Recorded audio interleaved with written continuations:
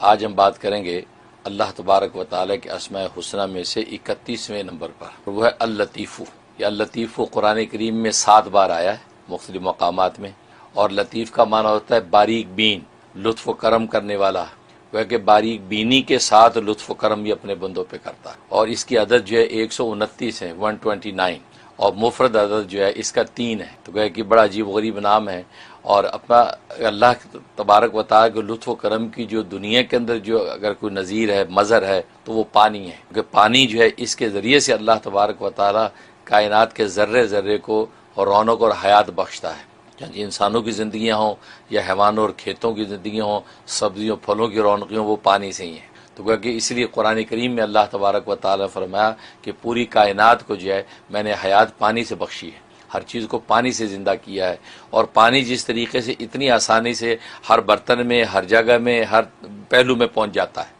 کسی بھی قسم کا برتن اس پہ پانی آ جائے گا، جہاں بہانا بہا دیا، جہاں اڈیلنا اڈیل دیا، پینا پی لیا، سالن پکانا پکا لیا۔ گویا کہ کون سے ایسے امور ہیں جس میں پانی استعمال نہیں ہوتا؟ تو گویا کہ پانی جو ہے یہ اللہ تبارک و تعالیٰ کی اس میں لطیف کا مظہر ہے دنیا میں۔ اور لطیف جو اس ذات کو کہتے ہیں جو نہایت باریک بینی کے ساتھ بندوں کی مصلحت کو جانتی ہے، اور پھر بہت نرمی اور آسانی کے ساتھ اس منزل تک پہنچاتی ہے۔ یہ کمال اللہ تبارک و تعالیٰ کی ذات کے علاوہ کسی اور میں نہیں ہے، کیونکہ اللہ تبارک و تعالیٰ ہر بندے کی مصلحت کو جانتا ہے، خود بندہ بھی اس مصلحت کو نہیں جانتا، لیکن اللہ جانتے ہیں کہ اس کی مصلحت اس میں ہے، لہذا اسی وقت میں اسی پہلو سے اللہ تبارک و تعالیٰ اپنا لطف و کرم ظاہر کرتا ہے۔ اور پھر یہ کہ اس کے جو اسباب ہوتے ہیں ان اسباب کو بڑی نرمی اور مہربانی کے ساتھ مہیا کرتا ہے، اس میں کوئی سختی نہیں دکھاتا، بلکہ نرمی اور محبت سے ان اسباب کو مہیا کر دیتا ہے، اور بندہ ان اسباب کی وجہ سے اپنی منزل اور نتیجے کو پا لیتا ہے۔ یہ کمال ہے۔ اس لیے جو علماء نے لکھا ہے کہ اصل میں یہ لطیف جو نام ہے، اس کی ایک شان تو یہ ہے کہ اس کے اندر لطف و کرم ہے، اس کا لطف و کرم ہے کہ اللہ تبارک و تعالیٰ جو اپنے لطف و کرم کے ساتھ بندوں پر جو ہے اپنی مہربانی نشاور کرتا ہے۔ اور دوسرا اس کے اندر یہ محسن کے معنی میں ہے کہ اس کے ذریعے سے اللہ تبارک و تعالیٰ اپنے بندوں پر احسان کرتا ہے، کیونکہ ظاہر ہے کہ باریک بینی کے ساتھ اللہ جب بندوں کی مصلحتیں پوری کرتا ہے تو ظاہر ہے اللہ محسن ہوا، اور بندے جو اس کے احسان تلے ہیں۔ لہذا دونوں صورتوں میں حق یہ ہے کہ یہ عبد اللطیف جو ہے یہ حقیقت میں اس لطیف کا عبد بن کے رہے، یہ عبد اللطیف لطیف کا بندہ بن کے رہے۔ دنیا کو کوئی بھی لطف اٹھائے تو وہ یہ سوچے کہ یہ لطف اسے لطیف نے عطا کیا ہے۔ جب لطیف نے عطا کیا ہے تو پھر تقاضا یہ ہے کہ میں اس کا شکر گزار بنوں، تو لہذا کھانے سے کے بعد اللہ کا شکر کرے، پینے کے بعد اللہ کا شکر کرے، سو کے اٹھے تو اللہ کا شکر کرے، کپڑے پہنے تو اللہ کا شکر کرے۔ تو گویا کہ یہ سارے کے سارے لطف و کرم جو مل رہے ہیں یہ سب اس لطیف کی طرف سے مل رہے ہیں۔ اس لیے بندہ عبد اللطیف ہوتا ہے کہ یہ لطیف کا بندہ ہے، عبد اللطف نہ بنے، کہ لطف کا بندہ نہ بنے کہ اگر یہ لطف نہیں ہے تو سوچے کہ یار یہ کیا زندگی ہے، نہیں، نماز میں لطف نہیں تو کہ یار کیا نماز ہے، نہیں، لطیف کا بندہ بنے۔ اس لیے یہ لطیف نام جو ہے وہ ہر اعتبار سے اپنی جو ہے مہربانیاں اور برکتیں جو ہے بندوں پر نشاور کرتا ہے۔ چنانچہ دنیا کے اندر اللہ تبارک و تعالیٰ پانی کی سب سے بڑی مثال سمندر سے لی ہے کہ سمندر سب سے بڑا پانی کا ماخذ ہے، لیکن اس سارے کے سارے پانی کو اللہ نے کھارا رکھا ہے، میٹھا نہیں رکھا، اس لیے کہ اس سمندر کے اندر اتنا بحر بے کنار کے اندر جو ہے لاکھوں کروڑوں قسم کے جانور بستے ہیں، وہ وہیں جیتے ہیں وہیں مرتے ہیں، پھر دنیا بھر کی گندگیاں اس سمندر کے اندر جاتی ہیں۔ اگر اس کو میٹھا رکھا جاتا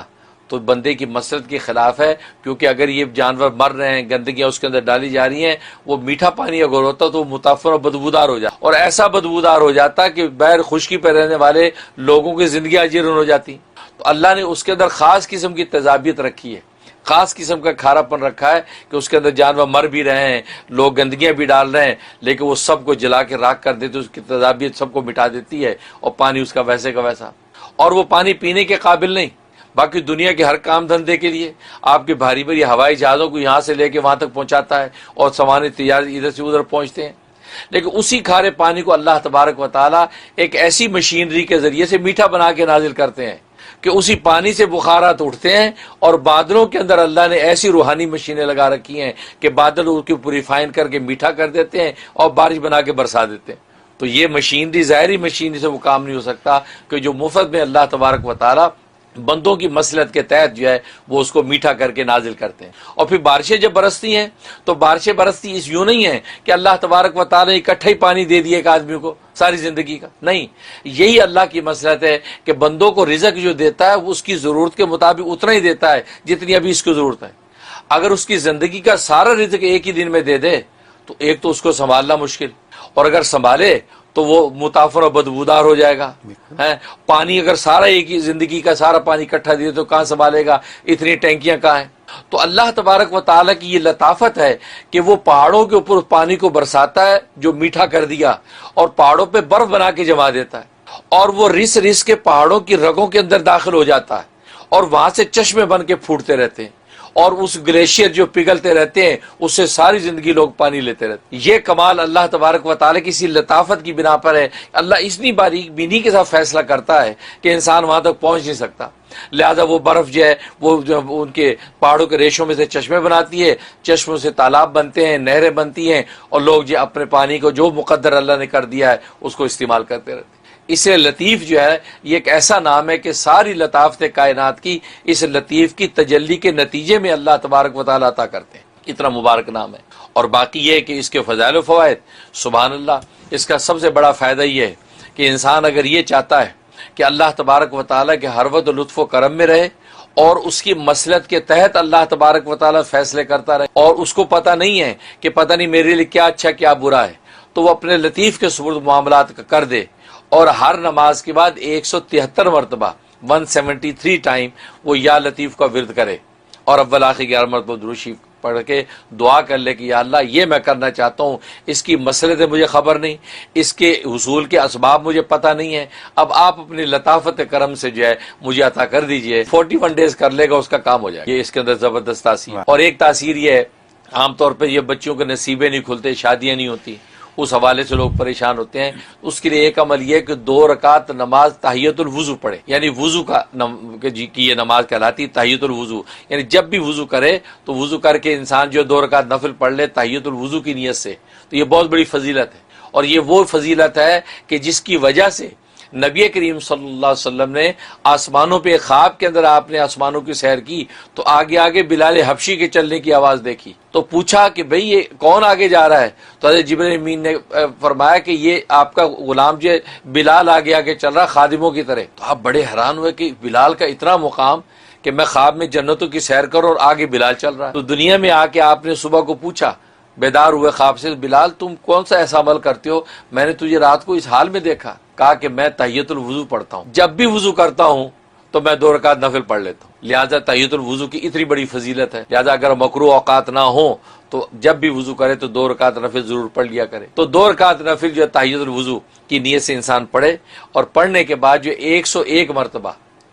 مرتبہ یا لطیفو کا ورد کرنا ہے، اول آخر 11 مرتبہ درود شریف، اور یہ پڑھ کے جو ہے وہ بچی کے نصیبے کے لیے نیک اچھے رشتے کی دعا کر لیں۔ بچی خود بھی کر سکتی ہے یا والدہ یا کوئی بھی خونی رشتہ دار اس کے لیے کر سکتا ہے، اور یہ 90 دن کی نیت سے شروع کر لیں، بہترین رشتہ اللہ تبارک و تعالیٰ عطا فرماتے ہیں۔ اور ایک اس کے اندر تاثیر یہ ہے کہ انسان جو ہے وہ یہ چاہتا ہے کہ وہ اس گھر میں آفتیں ہیں، بیماریاں ہیں، اور بڑی قسم پرسی کی زندگی ہے، اور چاہتا ہے کہ ہر طرح کی آفتوں سے میری جان چھوڑے، جسمانی آفت، مالی آفت اور خاندانی آفتیں ہیں اس کے اندر پھنسا ہوا ہے، اس سے بچنا چاہتا ہے کہ یہ سب کا سب اللہ تبارک و تعالیٰ رفع کر دے، اس میں زبردست تاثیر ہے۔ اس کے لیے اپنے نام کے عدد کے اعتبار سے جو اس کے نام کی عدد، یا خود لطیف کے نام کی عدد یہ ہے 129 ہے 129، تو 129 دفعہ یا لطیف کا ورد کرے، کسی بھی ایک نماز کی بات طے کر لے، پھر روزانہ اسی نماز کی بات پڑھے، اول آخر 11 مرتبہ درود شریف کے ساتھ، انشاءاللہ یہ 90 دن کی نیت سے شروع کر لے، اللہ تبارک و تعالی ہر طرح کی آفتوں سے اس کو محفوظ کر لیں گے۔ جہاں تک لیلۃ القدر کے سوال کا تعلق ہے، اس کے اندر آپ یہ بات یاد رکھیں کہ نزول ایک ہی دفعہ ہوتا ہے، ظہور جو ہے وہ مطلع کے اعتبار سے ہوتا ہے، کیونکہ ورنہ تو یوں ہوگا نا کہ گویا کہ لیلۃ القدر پہلے سعودیہ کے اندر نازل ہوئی، پھر پاکستان میں نازل ہوئی، کیونکہ یہ جو تاریخوں کا اختلاف ہے، گویا کہ 3 تاریخ 27 کی اگر بن گئی تو کیا خیال ہے 3 دفعہ نازل ہوئی؟ نہیں، نزول ایک ہی دفعہ ہوتا ہے، لیکن ظہور اس کا جو ہے وہ مطلع کے اعتبار سے ہوتا ہے۔ جیسے سورج جب نکلتا ہے، سورج ایک ہی وقت میں نکلتا ہے، لیکن اب اس کا ظہور جو ہے اپنے اپنے علاقے کے اعتبار سے ہوتا رہتا ہے۔ جو مشرق کے علاقے وہاں پہلے ظہور ہوا، جو مغرب کی طرف وہاں ظہور دیر سے ہوا، لیکن اس کا جو ہے ایک دفعہ طلوع جو ہے وہ ایک ہی وقت ہوتا ہے پوری دنیا کے اندر۔ بالکل اسی طریقے سے نزول ایک ہی مرتبہ ہوتا ہے کہ جس کا ذکر قرآن کریم میں، ہاں ظہور جو ہے ہر علاقے کے اپنے اپنے مطلع کے اعتبار سے اللہ تبارک و تعالیٰ کرتے ہیں کہ 27 کی رات مکہ کے اندر ہے تو اب یہاں ہو گیا، 27 اب پاکستان میں تو وہاں ہو گیا، 27 کسی اور علاقے میں ظہور، تو ظہور مختلف ہوتا ہے۔ اور یہ بات میں ہم بتانا چاہ رہے ہیں کہ چونکہ کہ ایک ہی تاریخ کا تعین جب ہوگا کہ لیلۃ القدر جو ہے وہ مکہ کے اعتبار سے جب اس سے ظہور ہو گیا، اور وہی مکہ کے اعتبار سے تاریخ پوری دنیا کے اندر ایک ہی دن میں 27 کی رات ہے، تو ظاہر ہے پوری دنیا میں نزول بھی ایک ہی وقت ہوا اور ظہور بھی ایک ہی وقت ہوا۔ تو لیکن یہ جو جواب میں دے رہا ہوں وہ اس بیس پر ہے کہ آج جیسے 2-3 27 راتیں آج بن گئی دنیا میں، تو اس کے لیے علماء کرام یہ فرماتے ہیں کہ نزول ایک دفعہ ہے اور ظہور اپنے اپنے مطلع کے اعتبار سے ہوتا ہے۔ اس لیے مکہ مکرمہ مرکز اسلام، کیونکہ جو رویت ہلال کمیٹی ام القریٰ وہ مکہ مکرمہ میں ہے اور وہ مرکز اسلام ہے مکہ مکرمہ۔ وہ مکہ مکرمہ رویت ہلال کمیٹی پوری سعودی عرب میں سے، وہ مڈل ایسٹ میں سے وہ اپنی خبریں لیتی ہے اور خبروں کے مطابق فیصلہ کرتی ہے، تو لہذا وہ مکہ مکرمہ کی جو کمیٹی وہ نمائندہ ہے پوری سعودی عرب کی، لہذا مرکز اسلام مکہ مکرمہ کی اس رویت ہلال کمیٹی کو ہم سنتے ہیں اور اس کے مطابق رمضان کا آغاز کرتے ہیں اور اس کے مطابق عید مناتے ہیں۔ تو اس لیے مانے کہ اللہ کے رسول نے اس کو مرکز قرار دیا ہے اور ہدی للعالمین فرمایا کہ تمام جہانوں کے لیے ہدایت کا مرکز ہے مکہ۔ اس مرکزی ہدایت کو ایسے موقع پہ ہم ہدایت حاصل نہ کریں کہ جہاں ہمیں تاریخوں کا اختلاف ہو رہا ہے، تو اس سے بڑھ کر اور ہدایت ہم کب حاصل کریں گے؟ تو لہذا اس وقت ہمارے لیے بہترین ہدایت کا مرکز ہے کہ ہم اس کے مطابق جو ہے رمضان کا آغاز کریں اور اس کے مطابق عید منائیں۔ اور میں کہا کرتا ہوں جب مرکز اسلام مکہ کو آپ نے مرکز بنا کر اس کے مطابق رمضان کا آغاز اور عید منائی ہے تو انشاءاللہ اللہ کے ہاں شرمندہ نہیں ہوں گے اور انشاءاللہ ہمارا کوئی خسارہ نہیں ہے، کیونکہ اللہ کے مرکز کے اندر کوئی باطل چیز کی ترویج ہو رہی ہو اور باطل چیز جو پھیلائی جا رہی ہو۔ اور مزے کی بات وہ لوگ کہ جو سعودیہ کی تاریخوں پر اعتراض کرتے ہیں تو پھر حج کیوں کرنے جاتے ہیں؟ ان کا حج بھی باطل ہے، کیونکہ سعودیہ والوں کے لیے اگر اس کی تاریخیں باطل اور غلط ہیں تو پھر حج جو ہے وہ حج بھی جو آپ کے لیے بھی تاریخیں باطل ہیں، لہذا آپ کا حج بھی نہیں ہوا، آپ کا رمضان کا وہاں آغاز بھی نہیں ہوا، آپ کا وہاں اعتکاف بھی غلط ہو گیا، تو آپ کے وہاں یہ قربانیاں سب کچھ ختم ہو گیا۔ تو گویا کہ پھر آپ وہاں پر حج کیسے کرتے ہیں کہ جب وہاں کی تاریخوں کو غلط سمجھتے ہیں تو ان تاریخوں کے مطابق یہ ساری عبادات کیسے کر لیتے ہیں؟ بلکہ یہ سوال تو شیخ الاسلام مولانا تقی عثمانی صاحب نے اٹھایا ہے۔ انہوں نے کہا کہ مجھے حیرانی اور تعجب ان لوگوں پہ کہ جو سعودیہ کی تاریخوں کو باطل کہتے ہیں، کہا کہ ان کی رویت صحیح نہیں، تو ان کی رویت کے مطابق حج کیسے کر لیتے ہیں، ان کے مطابق اعتکاف اور رمضان کیسے گزارتے ہیں؟ تو کہا کہ اگر وہ تاریخیں سعودیہ والوں کے حق میں باطل ہیں تو فرمایا کہ ان لوگوں کے حق میں بھی باطل ہوں گی، لہذا سعودیہ کا فیصلہ باطل۔ تو گویا کہ ان لوگوں کا کہنا یہ ہوا کہ گویا کہ لاکھوں 50 لاکھ انسانوں کا حج باطل، تو حضرت فرماتے گویا کہ 50 لاکھ انسانوں کا حج باطل ہو گیا، اور آج تک جو لاکھوں انسان حج کرتے آ رہے ہیں ان کا مطلب ہے ان لوگوں کے نزدیک جو سعودیہ کے تاریخوں کو مانتے نہیں وہ ساری امت کے حج کو باطل قرار دے رہے ہیں۔ فرمایا کہ یہ بات میری عقل سے بالاتر ہے، میں یہ بات سمجھنے سے قاصر ہوں کہ جو اسی تاریخوں کے مطابق وہ حج کیسے کر لیتے ہیں جس کے مطابق عید منانے کو منع کرتے ہیں۔